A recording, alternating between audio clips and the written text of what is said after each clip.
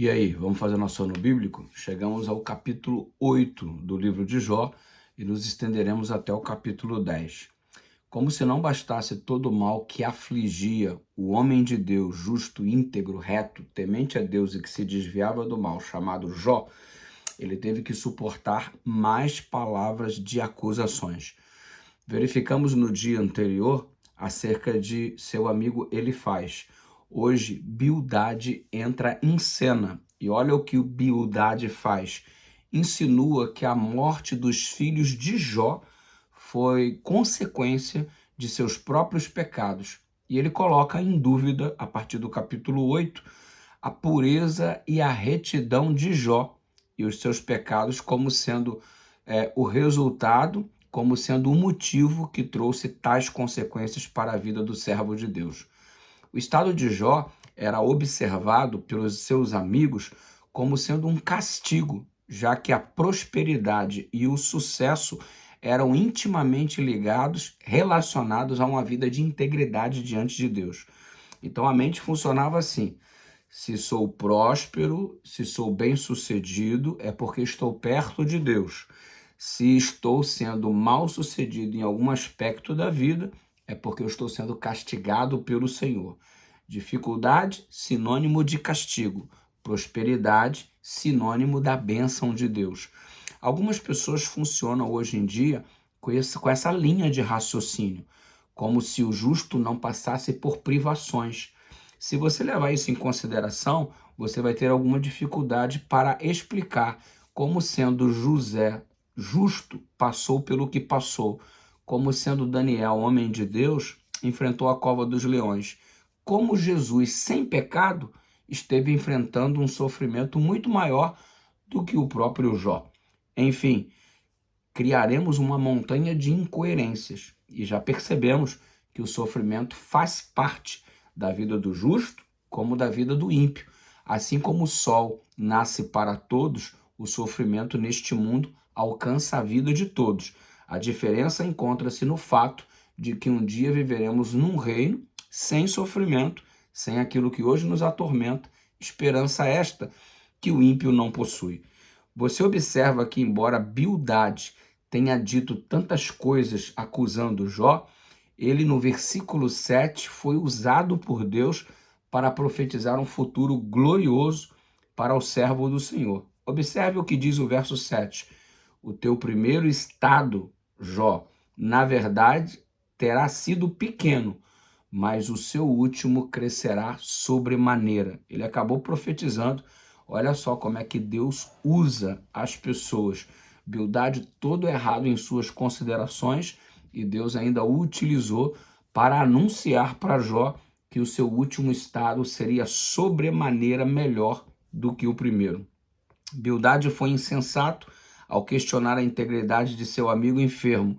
Na verdade, ele e os seus amigos e até o próprio Jó desconheciam a batalha que estava sendo travada e a batalha que acontece espiritual envolvendo cada um dos seres humanos.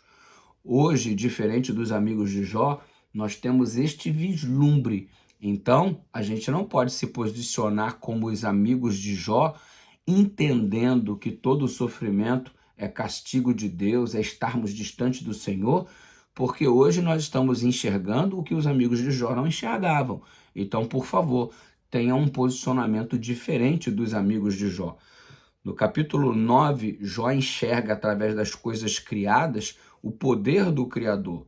E então ele exalta o Senhor Deus por ter a capacidade não só de criar, mas manter tudo aquilo que ele criou. As suas palavras expressam uma ideia equivocada a respeito de Deus. Jó não é o dono de toda a verdade.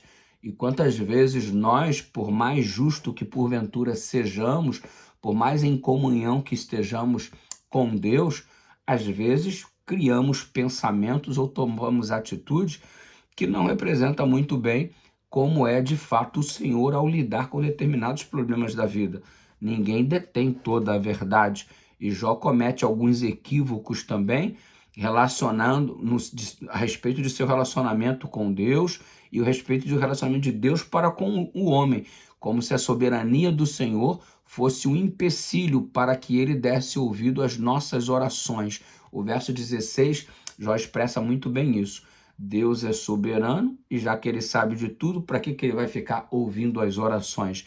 Então é meio que Jó raciocinando na direção de que será que as orações são coisas que estamos jogando ao vento ou fazendo de modo desnecessário, uma vez que Deus já sabe de todas as coisas? Enfim, Jó dá uma viajada aqui, como muitos de vocês, muitos de nós também, eu e você, me incluo nisso, evidentemente, às vezes damos uma viajada na nossa incompreensão a respeito do eterno. Jó não compreendia todas as coisas, estava num processo de crescimento, como nós estamos também. Mas uma coisa é certa, em todo momento Jó apresentava uma sinceridade absurda, sinceridade esta que era sempre reconhecida pelo céu. Chegamos ao capítulo 10 e, sob o ponto de vista humano, os discursos dos amigos de Jó seriam até justos, né? E os de Jó insensatos, mas levando em consideração uma análise humana. Em seu desespero, Jó estava questionando a Deus, e você percebe ele dizendo: o que foi que eu fiz, Senhor? O que foi que eu fiz para estar experimentando tudo isso? E normalmente esta é uma pergunta que todos nós fazemos ao vivermos experiências amargas, ao atravessarmos o vale da sombra da morte. Parecia que tudo conspirava para o seu mal e para o bem daqueles que o oprimiam. Jó protestou contra o que julgava ser o juízo severo de Deus contra a sua vida. As palavras de Jó a respeito da sua origem, aqui no capítulo 10, revelam seu profundo conhecimento sobre a criação. E através de comparações, ele vai afirmando a verdade sobre a origem da humanidade, e fica aqui um conteúdo significativo para apoiarmos então aquilo que acreditamos como criacionismo. Mas Jó não possuía, obviamente, total entendimento sobre a diferença entre o juízo de Deus e as obras do maligno. A gente também não tem essa compreensão. A partir da história de Jó, é possível que agora você tenha uma compreensão até maior do que ele tinha na época, mas é um processo de contínuo crescimento que todos nós experimentamos. Para Jó, as mãos que o criaram eram as mesmas que agora o afligiam. Nós sabemos que todo o mal que sucedeu a Jó foi proveniente do inimigo e não de Deus. Deus tinha todo o poder para livrá-lo, mas um propósito maior estava por trás de tudo isso. Jó não enxergava, nós também não enxergamos. Isso me faz até entender que o problema da compreensão não se deve à justiça ou injustiça de Deus, mas à nossa visão limitada a respeito das coisas que acontecem. É como se aquele vizinho que observa o varal do outro vizinho e começa a criticar, dizendo que as roupas não estão bem lavadas, mas posteriormente ele constata que seu vidro, o vidro de sua janela, é que estava sujo e, consequentemente, ele enxergava as roupas com sujeira também. Nosso vidro está embaçado e estamos enxergando as obras de Deus como obras mal feitas, quando na verdade ele está no controle de todas as coisas. Que Deus nos ajude a desembaçarmos as nossas lentes para que possamos enxergar do modo adequado dentro do cenário do grande conflito. Esse é o nosso ano bíblico de hoje, graça e paz. Amanhã tem mais. Deus continue te abençoando, não esqueça de compartilhar, de comentar e espalhar para todas as pessoas a respeito deste conteúdo. Vamos juntos no livro de Jó, em nome de Jesus. Beijão no seu coração.